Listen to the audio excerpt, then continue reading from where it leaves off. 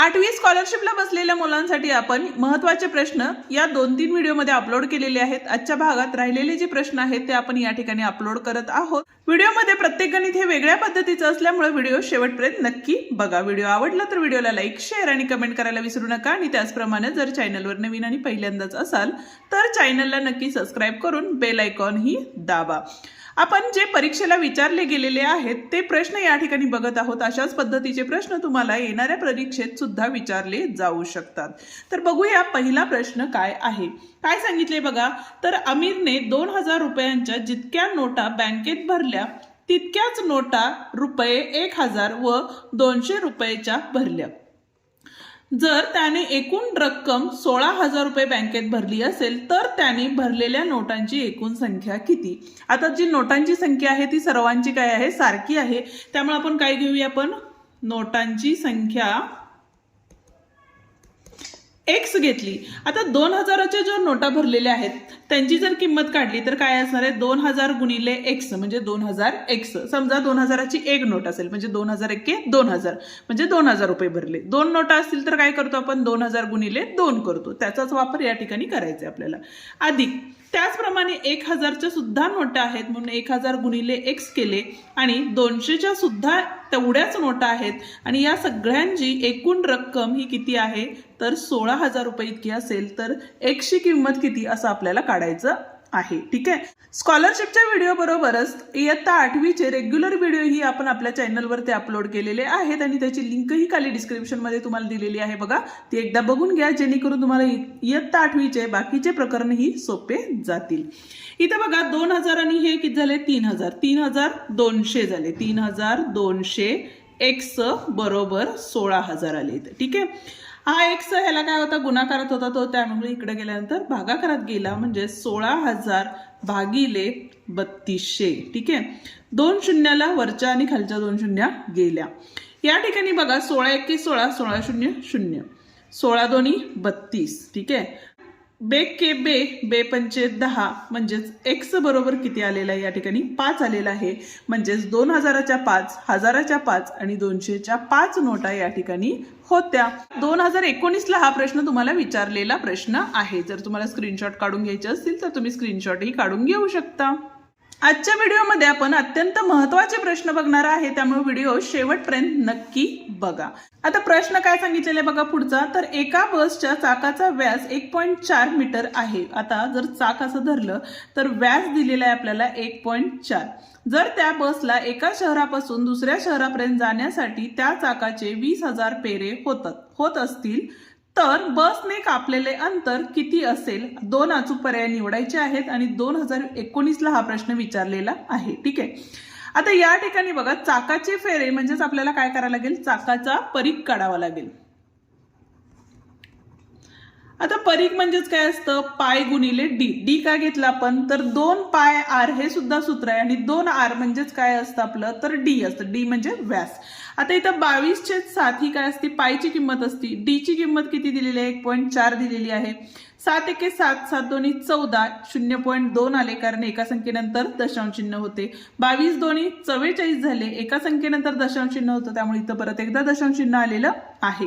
आता एकूण फेरे किती होते आपले तर 20000 फेरे होते।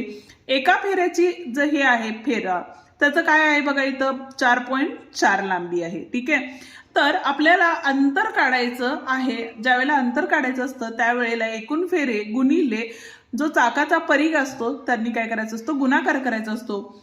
44 दोन्ही किती झाले, 88 झाले। 1 2 3 4 शून्य आहेत म्हणून 1 2 3 4 शून्य दिल्या। दशांश चिन्हानंतर एक संख्या आहे म्हणून पाठीमागून दशांश चिन्हानंतर 1 शून्य किंवा पाठीमागून एक संख्या सोडून या ठिकाणी दशांश चिन्ह दिलं म्हणजेच किती झाले बघा 88000 इतकं आलेलं आहे। आता 88000 हे कशात आलेलं आहे तर मीटर मध्ये आलेलं आहे। ठीक आहे। म्हणजेच या ठिकाणी पर्याय क्रमांक 3 बरोबर आहे। आणि आता 88000 मीटर म्हणजेच काय असतं तर 88 किलोमीटर हे अंतर सुद्धा बरोबर आहे। म्हणजे पर्याय क्रमांक 1 आणि पर्याय क्रमांक 3 या ठिकाणी बरोबर पर्याय आहेत। आता त्याच्याच पुढचा जो प्रश्न आहे तो 2019लाच विचारलेला आहे। प्रश्न काय दिलेला आहे बघा, एका समभुज चौकोनाचे कर्ण समभुज म्हणजे काय तर समान भुज असणारा चौकोन म्हणजेच काय असणार आहे चौकोन चौरस म्हणतो त्याला ठीक आहे. त्याचा कर्ण हा काय दिलेला आहे बघा एक 24 दिलेला आहे आणि दुसरा काय दिलेला आहे तर 32 सेमींचा दिलेला आहे ठीक आहे. तर त्या समभुज चौकोनाची परिमिती किती असं आपल्याला विचारलेलं आहे. म्हणजेच या ठिकाणी बघा एका कर्णाची लांबी 24 आणि एका कर्णाची लांबी 32 दिलेली आहे ठीक आहे. आता कर्ण हे परस्परांना काय असतात लंब असतात चौरसाचे बरोबर आहे. आता आणि काय होतात एकमेकांना दुभागतात पण म्हणजे जर आता इथं बघा ए बी आणि ओ घेतलं तर इथलं अंतर काय होणार आहे जर 16 असेल तर एओ बरोबर किती होणार आहे त्याच्या निम्म म्हणजेच किती झाले आपले जर 32 असेल तर किती होणार आहे या ठिकाणी 16 होणार आहे ठीक आहे. आणि त्याचप्रमाणे इथलं जर पूर्ण इथलं कर्णाची लांबी किती दिलेली आहे 24 दिलेली आहे म्हणजे इथून इथपर्यंतची बीओ पर्यंतची लांबी ही किती असणार आहे या ठिकाणी 12 असणार आहे बरोबर आहे. आता बाजू काढायची झाली तर पायथागोरसचा प्रमेय वापरला तर इथं काय होणार आहे 12चा वर्ग अधिक 16चा वर्ग 12चा वर्ग 144 झाला 16चा वर्ग 256 झाला बरोबर आहे. 6 4 10 हातच्याला 1 5 5 10 हातच्याला 1 आणि 4 आले म्हणजेच ए बी बरोबर वर्गमूळ घेतलं तर किती आले आपले 20 आले. बाजू 20 आली पण परिमिती काढायची आहे म्हणजेच 20 गुणिले 4 ही काय असते चौरसाची परिमिती असते म्हणजे 4 2 8 आणि हे 0 म्हणजे 80 सेमी ही काय असणार आहे त्याची परिमिती असणार आहे ठीक आहे. जाऊया आता पुढच्या प्रश्नाकडे पण अजूनही व्हिडिओला लाईक केलं नसेल तर व्हिडिओला लाईक करून तुमच्या मित्रांना ही व्हिडिओ शेअर करा जेणेकरून त्यांनाही आपल्या या व्हिडिओचा फायदा होईल. आता या प्रकरणातले बरेच प्रश्न तुम्हाला परीक्षेत विचारलेले आहेत परिमितीशी रिलेटेड असणारे ठीक आहे. इथं बघा ओ केंद्र असलेल्या वर्तुळाचे क्षेत्रफळ 308 चौसेमी दिलेलं आहे तर रेखांकित केलेल्या अर्धवर्तुळाची परिमिती किती असं विचारलेलं आहे ठीक आहे. अर्धपरिमिती काढायचे क्षेत्रफळ दिलेलं आहे. क्षेत्रफळाचं सूत्र काय असतं तर ए बरोबर पाय आर वर्ग असतं ठीक आहे. ए म्हणजेच किती दिलेले आपल्याला 308 पाय आर वर्ग पायची किंमत किती आहे 22/7 गुणिले आर वर्ग किती आहे आपला जो की आपल्याला काढायचा आहे म्हणून आर वर्ग बरोबर 308 गुणिले 7 भागाकारात होता इथं गुणाकारात गेला आणि 22 भागाकारात आलेला आहे ठीक आहे. बे के बे बे के बे बे के बे 1 राहिले 2 पंचे 10 2 चौक 8 11 एके 11 4 राहिले 11 चौक 44 म्हणजे 14 गुणिले 7 आले 7 चौक 28 2 7 एके 7 8 9 म्हणजे 14 7 98 असं डायरेक्ट लिहिलं असं तरी चाललं असतं. आर बरोबर काय असणार आहे बघा ज्या वेळेला तुम्हाला डायरेक्ट वर्गमूळ काढता येत नसेल तर ही एक सोपी पद्धत आहे. अवयव काढून घ्या बघा 2 त्रिक 2 चौक 8 1 राहिले 92 18 7 7 49 7 एके 7. आता 7 7चा एक ग्रुप आहे त्यामुळे तो 7 बाहेर घेतला ज्याला काही सहगुणक नाही तो काय करायचा आपल्याला एकच लिहायचा म्हणजे ज्याला जोडीदार नाहीये तो वर्गमुळात लिहायचा आहे ठीक आहे. हे झालं आपलं आरची किंमत. आता आपल्याला काय काढायचं आहे तर अर्धवर्तुळाची काय काढायचे परिमिती काढायची. आता परिमिती काय असती तर पाय आर अधिक 2 आर हे काय आहे त्याचं सूत्र आहे परिमितीचं ठीक आहे. किंमत टाका परिमितीचं म्हणजे 22 छेद किती आले 7 आले गुणिले आर किती आहे आपला 7 करणी 2 अधिक 2 गुणिले आर ची किंमत किती आहे आपली 7 करणी 2 आहे ठीक आहे. सोडवलं 7 ला 7 गेले म्हणजे इथं 22 करणी 2 आले अधिक 7 दोन्ही 14 करणी 2 आले करणी 2 समान आहे त्यामुळे ते बाहेर काढले. आतमध्ये बघा 22 अधिक 14 किती झाले 4 2 6 2 आणि 1 3 33 करणी 2 हे उत्तर आलेलं आहे म्हणजेच पर्याय क्रमांक 4 या ठिकाणी काय आहे बरोबर पर्याय आहे. आता जो 5वा प्रश्न आहे या पद्धतीचा प्रश्न आपण वरती सोडवलेला आहे याचं उत्तर काय येईल ते तुम्ही मला कमेंट करून नक्की सांगा. आता 8वा प्रश्न जो आहे तो सुद्धा 2017ला विचारलेला प्रश्न आहे बघा. परिमिती या प्रकरणात बरेच प्रश्न विचारलेले आहेत त्यामुळे हे प्रकरण अत्यंत महत्वाचे आहे ठीक आहे. चौरस एका चौरसाची बाजू किती दिलेली आहे 12 सेमी दिलेली आहे. चौरस आहे एक बाजू 12 सेमी दिलेली आहे. हा चौरस कर्णावर कापला म्हणजे इथून कापला म्हणजे काय झाला बघा एक काटकोन त्रिकोण या ठिकाणी तयार झाला. तर तयार झालेल्या त्रिकोणांपैकी एका त्रिकोणाची परिमिती किती ठीक आहे. आता इथली बाजू 12 आहे इथली बाजू 12 आहे बरोबर आहे. कर्ण काढायचं झालं तर आपल्याला काय करायला लागेल पायथागोरस प्रमेय वापरायला लागेल म्हणजेच काय झाले बघा इथं एसीचा वर्ग बरोबर 12चा वर्ग अधिक 12चा वर्ग म्हणजेच किती झाले 144 अधिक 144 म्हणजेच किती झाले बघा. तर अशा वेळेला आपण काय करू शकतो बघा तर 4 आणि 4 8, 4 आणि 4 8 आणि हे 2 आले. ठीक आहे, म्हणजे आपल्याला माहिती आहे की काय असणार आहे, तर 144 दोन्ही किती असतात, 288 असतात. ठीक आहे, हे काय झाले AC वर्ग बरोबर. आता AC म्हणजेच कर्णी वर्गमुळातून संख्या बाहेर काढली तर ह्याचं वर्गमूळ 12 हे माहिती आपल्याला, आणि वर्गमुळात किती राहिले आपले 2 राहिले, कर्णी 2 राहिले. ठीक आहे, आता परिमिती काढताना आपण काय करणार आहे, सगळ्या बाजूंची बेरीज करणार आहे. म्हणजेच काय झाले बघा, 12 अधिक 12 अधिक तिसरी बाजू 12 कर्णी 2 काय होईल, फक्त ह्या बाजूंची बेरीज होते. 12 आणि 12 24 झाले, अधिक 12 कर्णी 2 आहे का बघा पर्यायामध्ये.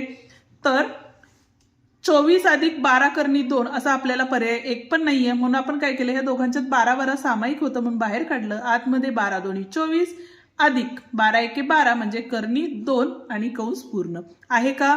12 कंसात 2 अधिक कर्णी 2 म्हणजे पर्याय क्रमांक 3 या ठिकाणी बरोबर पर्याय आहे. ठीक आहे, व्हिडिओ तुम्हाला कसा वाटतो ते कमेंट करून नक्की सांगा. आणि स्कॉलरशिप बरोबरच आपल्या प्रकरणांचेही म्हणजे 8वीच्या प्रकरणांचेही व्हिडिओ आपण आपल्या चॅनलवरती अपलोड केलेले आहेत, तेही बघून घ्या जेणेकरून तुमचं गणित अजून पक्क होऊन जाईल. आता पुढचा प्रश्न काय आहे बघा, तर एका वर्तुळाकार बागेची त्रिज्या 35 मीटर आहे. त्रिज्या दिलेली आहे, वर्तुळाकार बाग आहे आणि त्रिज्या 35 मीटर दिलेली आहे. ठीक आहे, त्या बागेभोवती तारेचे 4 पदरी कुंपण घालण्यासाठी प्रति मीटर 44 रुपये प्रमाणे किती खर्च येईल असं विचारलेलं आहे. ठीक आहे, आता त्यासाठी आधी तुम्हाला या पद्धतीचे प्रश्न विचारलेच जातात. ठीक आहे, परीघ काढायला लागेल. परीघ काय असतो आपला, 2 पाय r असतो. 2 गुणिले पाय, पायची किंमत किती असती 22/7. r किती दिलेले आहे आपल्याला 35. 7 एके 7, 7 5 35, 22 दोन्ही 44 गुणिले 5 केले तर इथं बघा 5 चोक 20, 5 चोक 20 आणि 2 22 झाले. हे काय झालं आपला एक फेरा झाला, बरोबर आहे. असे किती फेरे करायचेत आपल्याला, तर 4 फेऱ्या काढायच्यात. ठीक आहे, म्हणजेच किती झाले बघा 220 गुणिले 4 झाले. 4 0 0, 4 दोन्ही 8, 4 दोन्ही 8 झाले. ठीक आहे, आता प्रति मीटर 44 रुपये आहे, तर ह्या ज्या 4 फेऱ्या झालेल्या आहेत त्याला आपण काय करणार आहे, गुणिले 44 करणार आहे. 4 0 0, 4 8 32, 4 8 32 आणि 3 किती होतात आपले 35. 0 परत ही संख्या येणार आहे आपली 0 2 5 3 आले. बेरीज केली 0 2 7 8 3 आले. ठीक आहे, पण आता या ठिकाणी बघा 38,720 रुपये आपल्याला लागणार आहेत. मग आहेत का पर्यायामध्ये 38,720 म्हणजेच पहिलाच पर्याय या ठिकाणी काय आहे, बरोबर आहे. आताच मी तुम्हाला सांगितलं की या पद्धतीचे प्रश्न तुम्हाला विचारले जातात, ते अंक बदलूनही विचारले जाऊ शकतात. आता या ठिकाणी बघा एका वर्तुळाकार बागेची त्रिज्या 28 मीटर आहे. त्या बागेभोवती 5 पदरी कुंपण घालण्यासाठी प्रति मीटर 50 रुपये प्रमाणे किती खर्च येईल असं विचारलेलं आहे. आणि याचं उत्तर तुम्ही मला कमेंट करून नक्की सांगा, कारण या पद्धतीचे प्रश्न तुम्हाला परीक्षेत नक्की विचारणारच. ठीक आहे, जाऊया आता पुढच्या प्रश्नाकडे. आता क्षेत्रफळामधला हा प्रश्न आहे. या पद्धतीचाही प्रश्न तुम्हाला विचारला जाऊ शकतो. ठीक आहे, काय सांगितलेलं आहे बघा, एका सभागृहाची लांबी 20 मीटर व रुंदी 17 मीटर आहे. त्या सभागृहात अर्धा मीटर बाजू असलेल्या चौरस आकृती फरशा बसवायच्या आहेत, तर अशा किती फरशा बसवाव्या लागतील. अशा वेळेला एक सोपी ट्रिक आहे. आता सभागृहाची लांबी गुणिले रुंदी किती आहे, 20 गुणिले 17, आता दोन्ही मीटर मध्ये आहे. ठीक आहे, आणि अर्धा मीटर म्हणजेच किती झाले बघा, तर 0.5 मीटर झाले, बरोबर. तर त्याला काय करायचंय बघा, फरशांची जी बाजू आहे त्याचं क्षेत्रफळ काय असतं, हे लांबी गुणिले रुंदी, आयताचे क्षेत्रफळ झाले. चौरसाचे क्षेत्रफळ हे काय असते, तर बाजू गुणिले बाजू असते, बरोबर आहे. मग अशा वेळेला आपण या क्षेत्रफळाला या क्षेत्रफळाने भागलं तर आपल्याला काय मिळतं, तर एकूण किती फरशा बसवायच्या आहेत त्याचं उत्तर मिळतं. ठीक आहे, तर आता जर दशांश चिन्ह काढून टाकायचं झालं तर इथं काय होणार आहे, 20 गुणिले 17 आणि 1-2 संख्येचं दशांश चिन्ह असल्यामुळे आपण काय करणार आहे, तर वरती 100 निघुलणार आहे आणि खालचं दशांश चिन्ह 100 ने गुणल्यामुळे ते निघून गेलेलं आहे. आता भाग घालवा, 5 चोक 20 आले, 5 एके 5, 5 दोन्ही 10, 5 0 0 झाले. ठीक आहे, आता इथे बघा 4 दोन्ही 8 0 आणि इथं आले 17. 8 7 किती झाले, 56 झाले, बरोबर आहे. 8 एके 8, 8 आणि 5 13 झाले आणि इथला एक 0 म्हणजे 1350 या ठिकाणी आलेले आहेत. म्हणजे 1350 फरशा त्या ठिकाणी बसवायच्या आहेत. ठीक, या पद्धतीचेच प्रश्न तुम्हाला परीक्षेत विचारले जाऊ शकतात. आता या ठिकाणी बघा काय सांगितलेलं आहे, घनफळ आणि पृष्ठफळ यामधील प्रश्न आहे। एका घनाकृतीचे एकूण पृष्ठफळ 384 चौसेमी आहे, तर त्या घनाचे घनफळ किती असं विचारलेलं आहे। आता एकूण पृष्ठफळ जे आहे, ठीक आहे, त्याचं सूत्र काय आहे बघा, 6l वर्ग आहे आणि दिलेलं किती आहे आपल्याला, 384 दिले, म्हणजे याच्यावर आपण l वर्ग काढू शकतो। l वर्ग बरोबर 384 भागिले 6 केले, 6 36, 2 राहिले, 6 चौक 24 झाले, यल बरोबर किती आले, 8 आले, ठीक आहे। घनफळ बरोबर काय असतं, तर यल घन असतं, म्हणजेच काय आले, 8 64 गुणिले 8, म्हणजेच किती झाले बघा, 8 चौक 32, 3 आले, 8 संग 48 आणि 3 51 झाले, म्हणजे 512 हे काय असणार आहे, घन सेमी इतके घनफळ असणार आहे, ठीक आहे। या ठिकाणी आपला हा व्हिडिओ संपतो। आजचा व्हिडिओ तुम्हाला कसा वाटला ते मला नक्की कमेंट करून सांगा आणि यातले प्रश्न तुम्हाला परीक्षेला विचारले गेले आहेत की नाही तेही मला कमेंट करून नक्की सांगा। व्हिडिओ आवडला तर व्हिडिओला लाईक, शेअर आणि कमेंट करायला विसरू नका। त्याचप्रमाणे तुम्हाला इयत्ता 8वीचे बाकीचे प्रकरण बघायचे असतील तर आपल्या चॅनलला नक्की सबस्क्राईब करून डिस्क्रिप्शनमध्ये दिलेले व्हिडिओ नक्की पहा, जेणेकरून तुमचं मॅथ्स अजून परफेक्ट होईल। धन्यवाद।